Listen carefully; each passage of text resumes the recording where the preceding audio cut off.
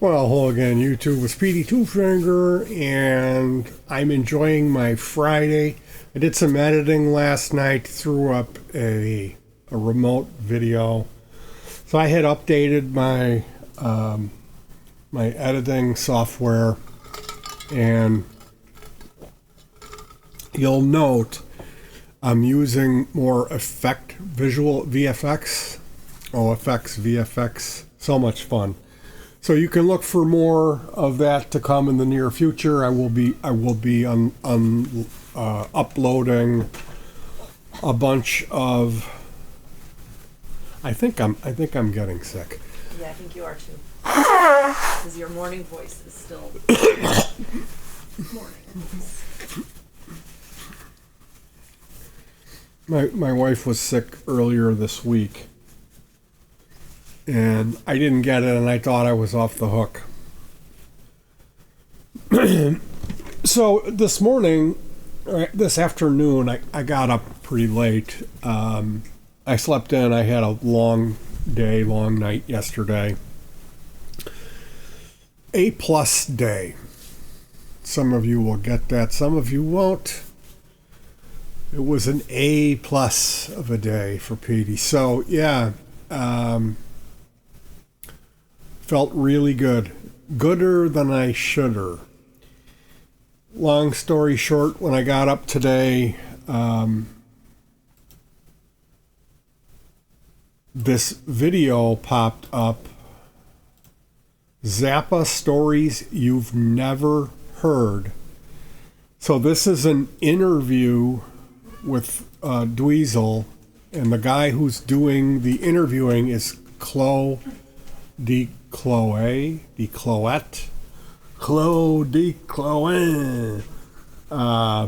Not sure on how to pronounce this gentleman's name. I believe he's from Europe. He is a European guy. I think, is he from Holland? I don't know where Chloe is from. He was Frank's friend. Somehow or another, this guy maybe he's a music journalist. Maybe he's just a raving lunatic. I know that he, at some point a long time ago, he had the opportunity to interview Frank, and from my little understanding, minimalist knowledge. Again, I'm not a Frank Zappa aficionado. I'm just a casual fan who is learning. You know, that's the thing about Zappa fans. They tend to have a shrine. I have the Toilet poster, and it was a gift. I would never purchase something like that. Someone gave it to me for my birthday, and it was a wonderful, thoughtful gift. And then later on, I understand that Frank was. I don't think he was a great fan of that. I think maybe he wasn't making the money off it that he should have. Like, it was a lot of bootlegging or pirating, and so understandably so, I would be furious. That would be a real sore spot for me too. But I do remember him making a statement that was what he was famous for. It wasn't for his music. It was for a poster where he was sitting on the toilet. So Frank Zappa fans, you gotta watch out for them. They you are not allowed to be a casual Frank Zappa fan. So when you come out and you say Zappa, titties and beer, that's a mistake, okay?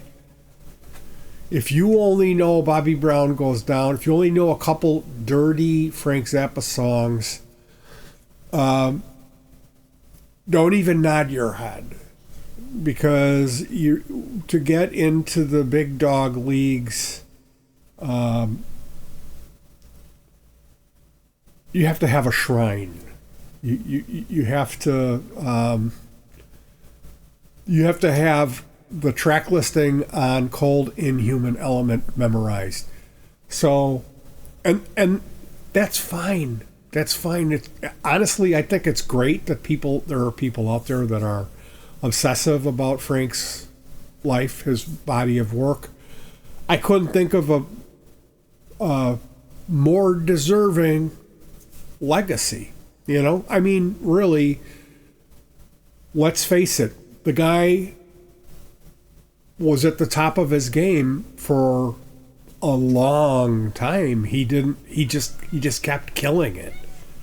He just kept killing it until, unfortunately, he was taken from us prematurely. And anytime you have this type of a situation, then you become a legend. So, to the young people out there, if you're watching this and you're not, that music, it will come for you when it's time. This is what I've found about music. You might not be ready for it. It's not simple. It's the type of thing you have to kind of digest and get a taste for it to be able to really enjoy it. That being said, it is some extremely rewarding music. My problem with Frank is that he really acted like he was the Wizard of Oz. He carried himself that way. He, like, if you watch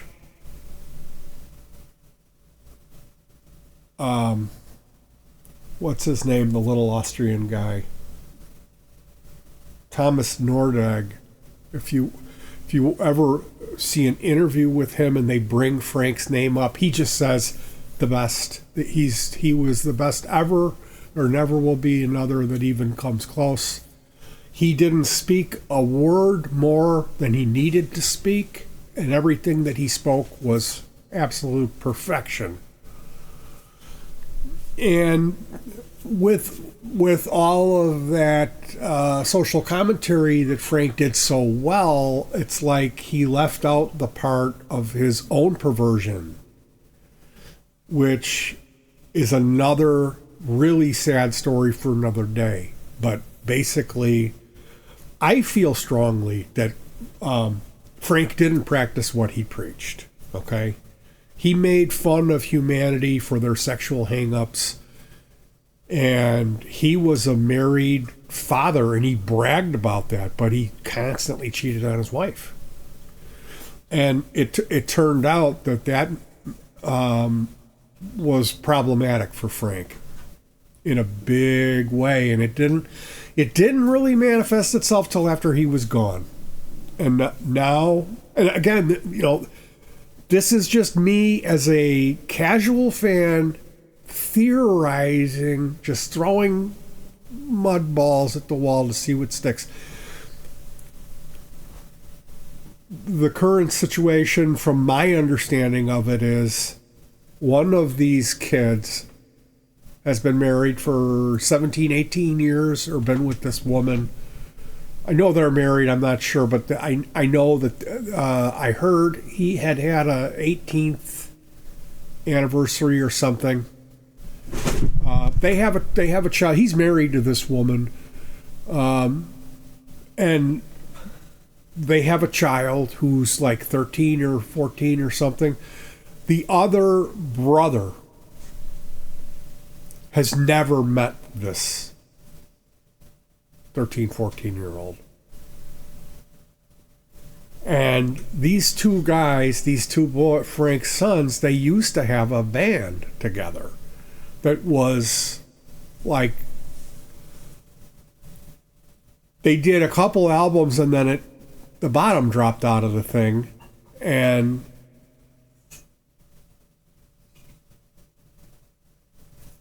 that's, to me, it's tragic, because I would love to see these guys working together.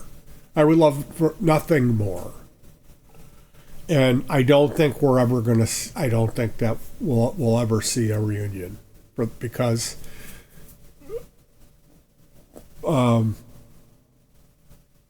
in my opinion, all of this goes back to Frank's infidelity. I could be wrong.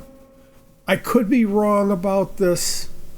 I could be completely wrong. But I think that this caused a major problem in that family dynamic that caused issues between the mom and the kids that played itself out in some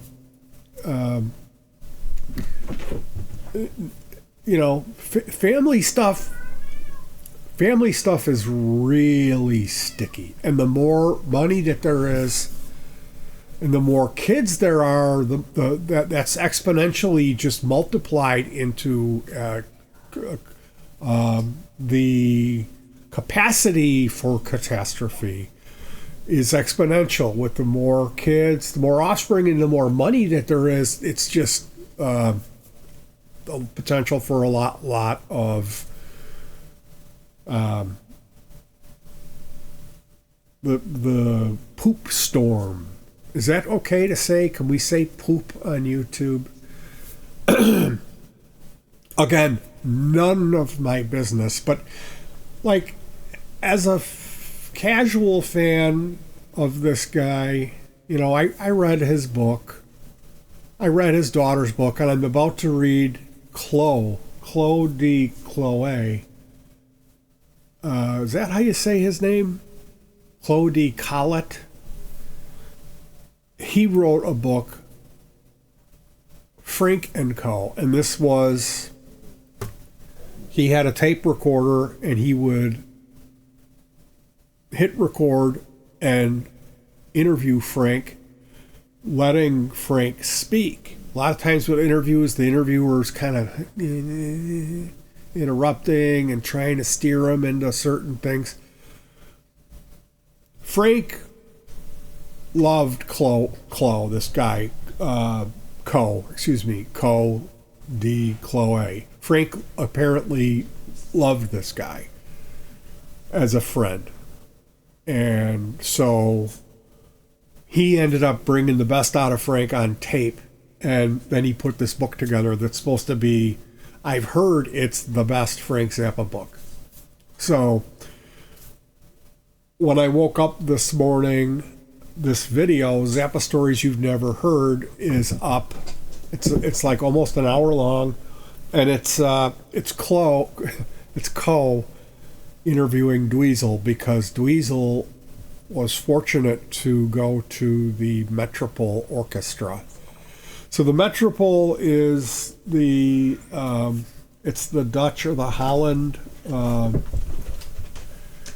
It's the world's best classically trained musicians are there at this orchestra because they pay them well. That this country, Holland, the Dutch people, they believe that they should take their tax money and provide an orchestra for the people.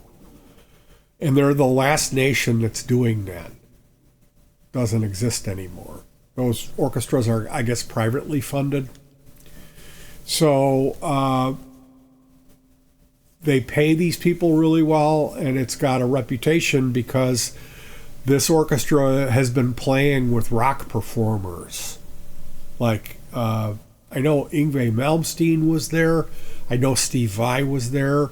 Adrian Belew. My favorite music DVD is Belew at the Metropole. It's called E for Orchestra. The piece that he wrote was called E. And it's unbelievable.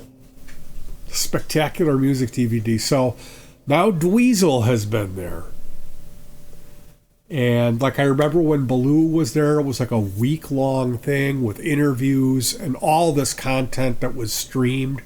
And I have all of it. There was stuff that was never released that they live streamed that I have it all. Digital copies of it here because I was following along at home.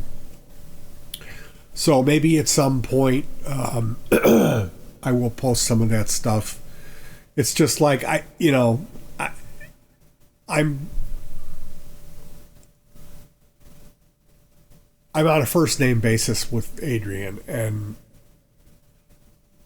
I don't know how. I suppose I should ask him. So next time I see him, I'm going to ask him if he minds, and if he doesn't mind, it's going up. I'll put it up here for you guys. All that content that I have.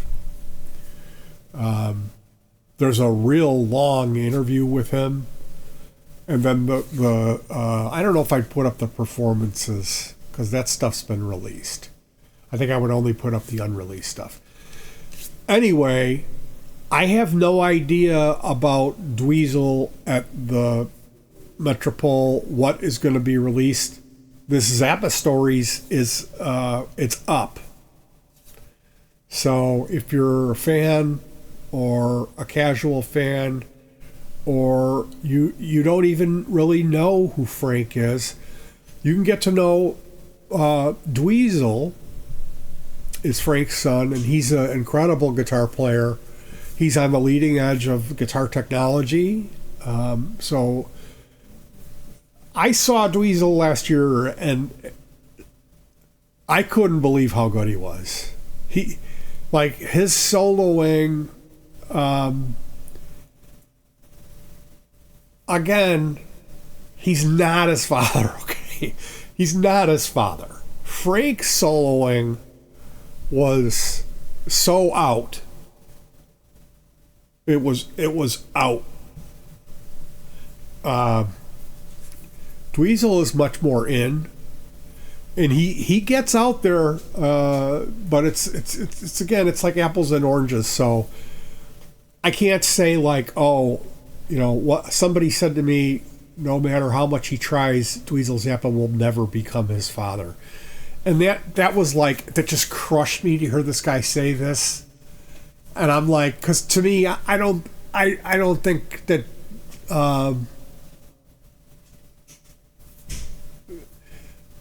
I don't see that spirit in Dweezil. I see him as trying to honor his father's music the best that he can. I see a sense of humility in Dweezil that I didn't see in Frank. But if I could play like a guitar like Frank Zappa did, I wouldn't be unbeliever.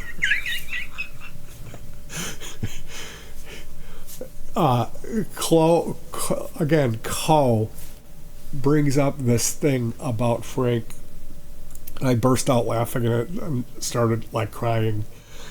Frank said he used to visualize three-dimensional geometric shapes, and he would play them when he was soloing. Like, how do I get? I start thinking about I'm going to play the stop sign.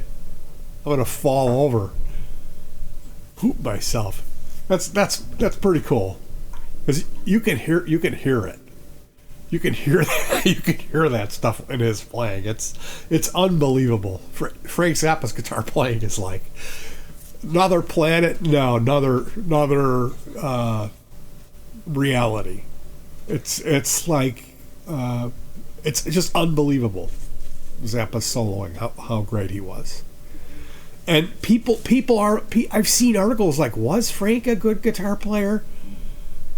Because he was so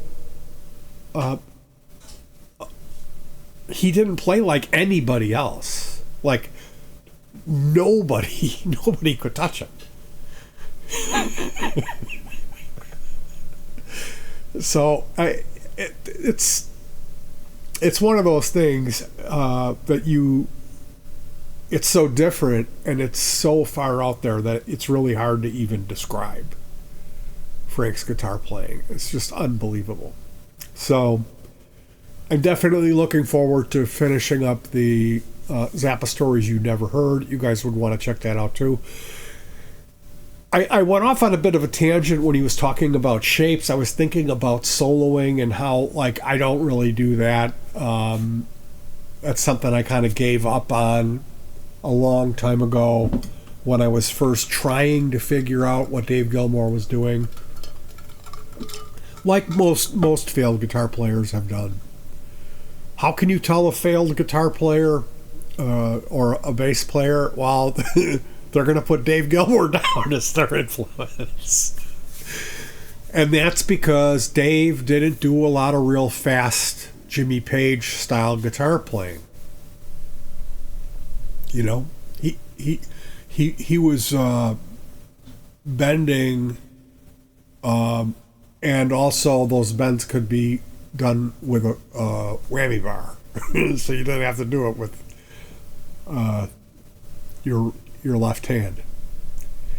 So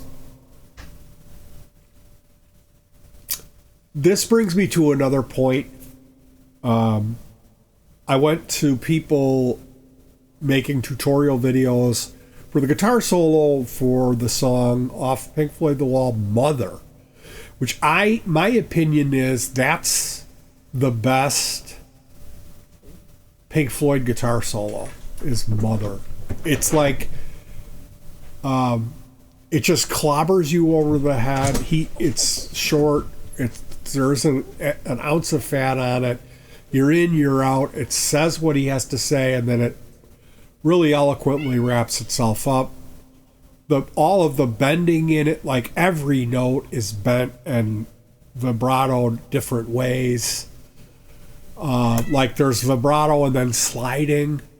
It's really nuanced, and it seems easy to play, but it's not. No, I've never heard anyone nail it. I've heard people get pretty close. And watching Gilmour do it live, it's like, what is he doing? Now, more recently, Dave Gilmour did an interview on Rick Beato's channel, and he said, Rick Beato brought this up about soloing live, and Dave Gilmour is quoted as saying, I've seen guys play that solo, guys who have learned it. I never learned it. Or maybe it was Comfortably Numb solo he was on about. I never learned it. He said, I've always just played the first note of what's on the record, and then I've just let it take me to wherever it feels right at the moment. And he said, would the people who are listening like it more if I had played it just like the record? And this is where I beg to differ with Dave. Yes. This is an iconic solo. Like Young Lust. Like, okay, if you're going to be playing a Pink Floyd show, the solo for Time, you need to play note for note. The solo for Mother, you need to play note for note. The solo for Comfortably Numb, at least there's two real long guitar solos in Comfortably Numb. At least the first half of the first solo and the first half of the second solo of Comfortably Numb, you should try to ape it. You know. And one of the things that I think people don't realize, okay, there's an 8-track version of the album Animals by Pink Floyd, and this is the album that came out before The Wall. Now, what some people may not realize is they hired additional musicians for the Animals tour. Okay, the guitar player was a guy named Snowy White, and I believe he had white hair. He had a gold top Les Paul, I'm pretty sure. So there's the 8-track version of the Animals album. It has these two songs that normally begin and end the album. They run together there, and there's an extra like verse in there, and that whole thing, that whole section of music that's not on any of the, you would only be able to hear this on a live version or on the 8-track version. So people don't know about this, okay? Unless you had the 8-track of Animals, you wouldn't know. There's a guitar solo in there. It's not Gilmour. It's Snowy White. He was credited for this solo, okay? And it sounds just like the Mother solo. For one, the key and the chord changes are really similar. Like when Waters wrote Pigs on the Wing, he rewrote that same song and updated it with a different chorus and called it Mother. This is something artists do all the time. So the new version of this song was Mother, and Nick Mason doesn't play the drums on Mother, okay? So for you Floyd guys who are out there who think, you Pink Floyd with your shirts on that are from Walmart that have like a space shuttle on it with a triangle and a pyramid and a wall.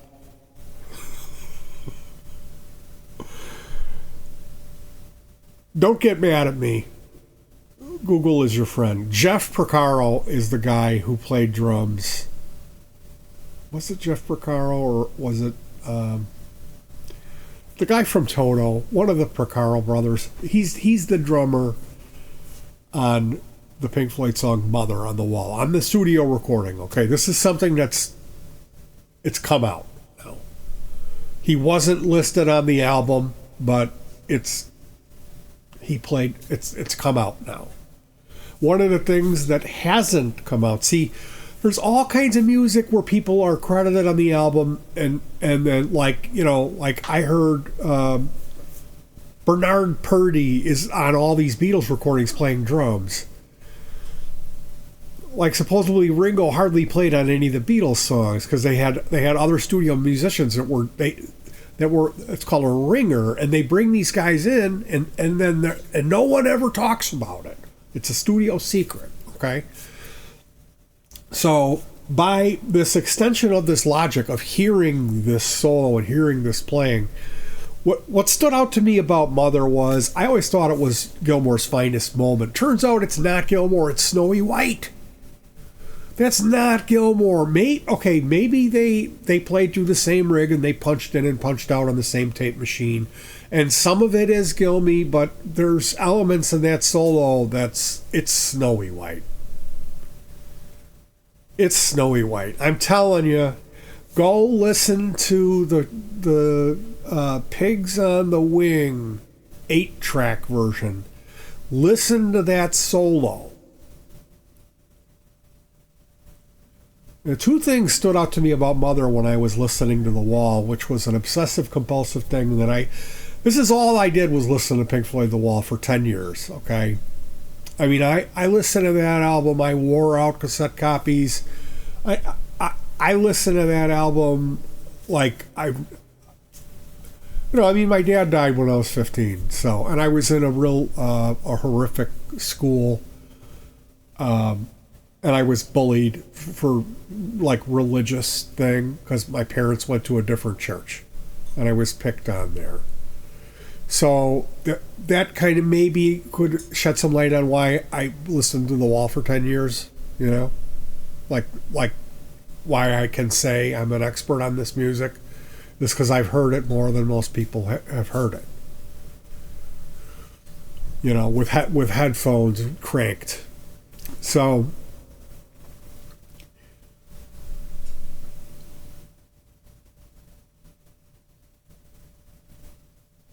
by that same extension, I'm saying this always stood out to me.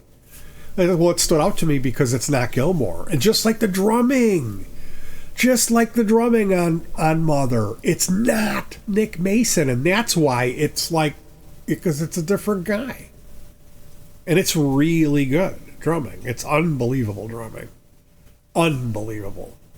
When they come out of the solo and he changes the way that he's flamming the snare, it's like, how is he even playing it? It's like it feels like you've taken a Quaalude or just shot heroin. It's like, it feels like drugs, that music. That's why that music was drug music, because it felt like that.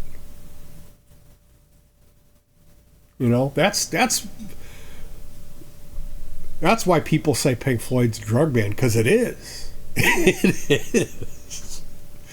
I mean, maybe Waters was only using alcohol, but that's a drug. Sorry. You know, if it f's you up, if you can die from it, it's a drug, even if they sell it at every street corner. So ultimately, this is my opinion, and that's okay. But if you do your homework and you go and you actually really pay attention and listen, my opinion of it is that okay, they hired Snowy White, and he was with Pink Floyd from the Animals tour, and obviously the recording of the album. He was there at Britannia Row when they were wherever they were recording Animals, right? That was at Britannia Row. That was Pink Floyd's studio that they bought. So,